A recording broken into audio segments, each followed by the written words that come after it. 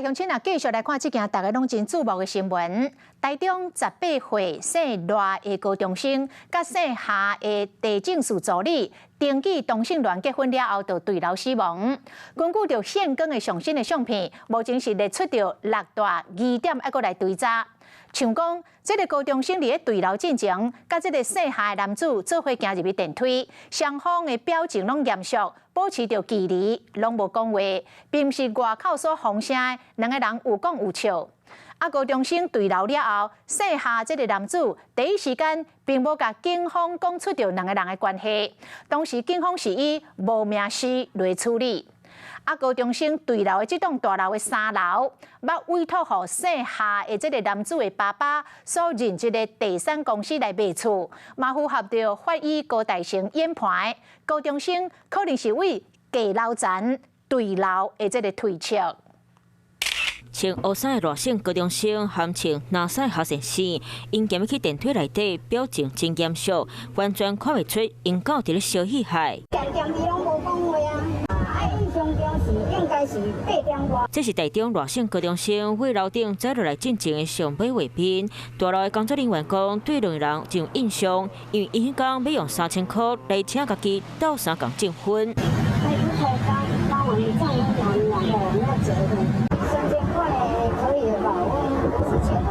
那两边的关系，互人起疑奇。在点高中生为楼顶走落来了后，学生是冇落去楼骹看。不过伫咧现场，伊表情真冷淡，冇伫咧第一时间甲警察讲家己和高中生的关系，甚至敢若当作无熟悉。警察敢来当用不明尸来处理。大楼管理员先去报119嘛，然后那个时候夏楠没有做任何的表示。后来119人员来，然后夏楠也没有做任何的表示。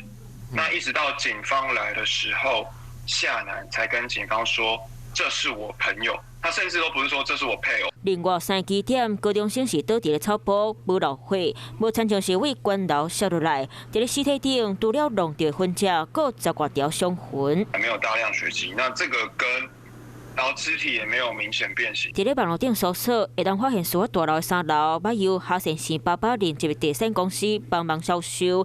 这3个点拢符合法医高大成推测，这高中生可能是为真价楼层的所在拼落来。